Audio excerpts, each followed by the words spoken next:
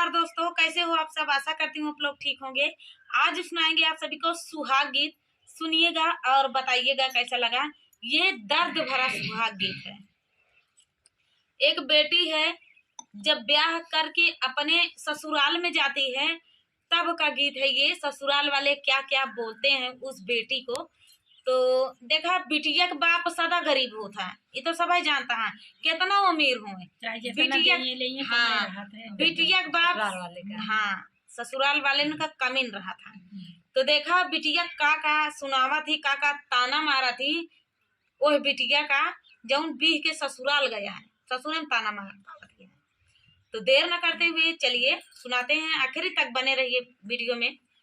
ये बेटी का दर्द भरा गीत है, सुहाग गीत।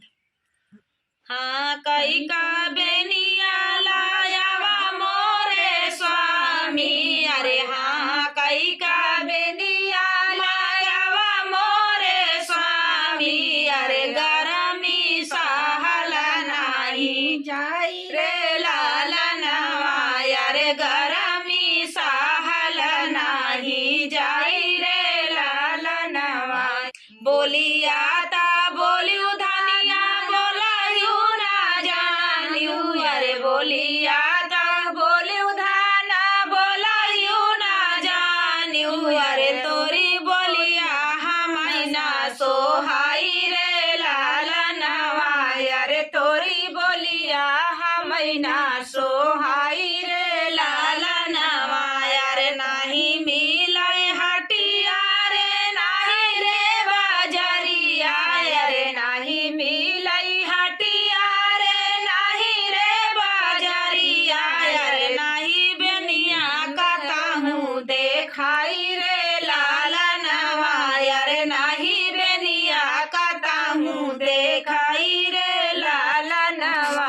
अरे अपने बापया घरे चिठिया पठावऊ, अरे अपने बापया घरे चिठिया पठावऊ, अरे हाँ कई बिना बेरिया भेजावई रे लालनवा, अरे हाँ कई बारे बेरिया भेजावई रे लालनवा। देखा ताना पावत गया, ओका का ताना मारे न।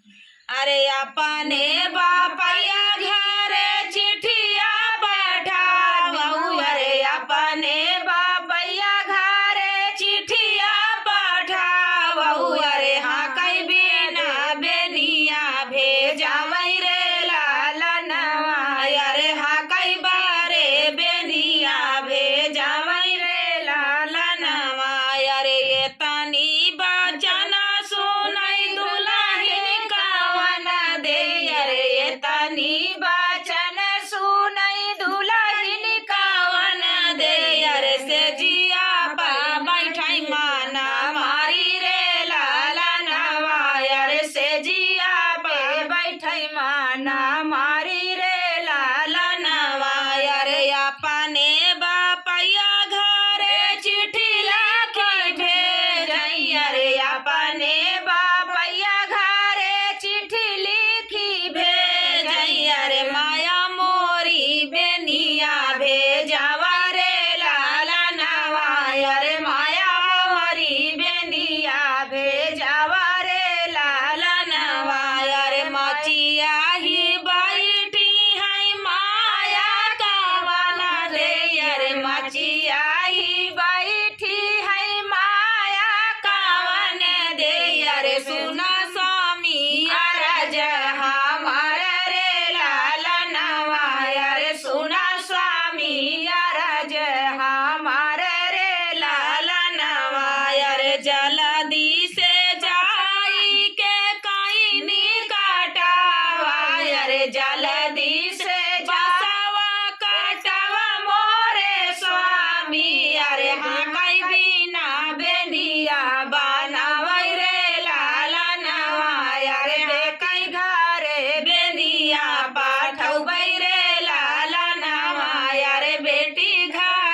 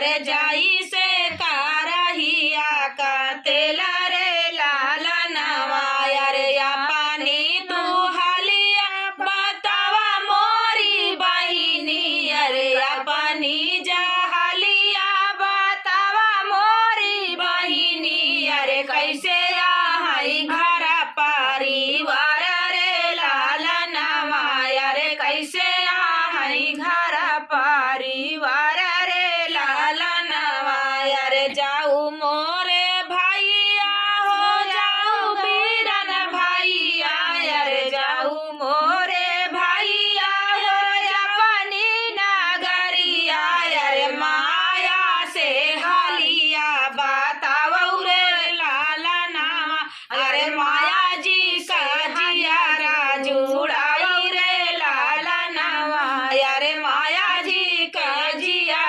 जुड़ाई रे लाला नामा। तो दोस्तों ये प्यारा सा सुहाग गीत आप सभी को कैसा लगा कमेंट में जरूर बताना दोस्तों। बहुत ही दर्द भरा गीत था, तो दोस्तों वायरल कर दीजिए दोस्तों, बहुत ही प्यारा, और वायरल कर देंगे तो और इसी तरह के मीठे मीठे प्यारे प्यारे दर्द भरे, बेटी का है तो दर्द भरा तो होगा, क्योंकि बेटियों को सुख मिला तो मिला, नहीं तो नहीं मिला। तो हाँ, अगर बेटी की जिंदगी शादी से शुरू होती है, जब विवाह होता है तब बेटियों की जिंदगी शुरू होती है। अगर अच्छा घर परिवार मिल गया तो अच्छी बात है, सारी जिंदगी खुश रहेंगी। अगर वहीं से उनका घर अगर बिगड़ गया तो बेटियों की जिंदगी नरक बन जाती है दोस्तों। तो चलिए, ये तो सभी को पता है दोस्तों। तो चलिए मिलते हैं अगले वीडियो में, तब तक के लिए नमस्कार।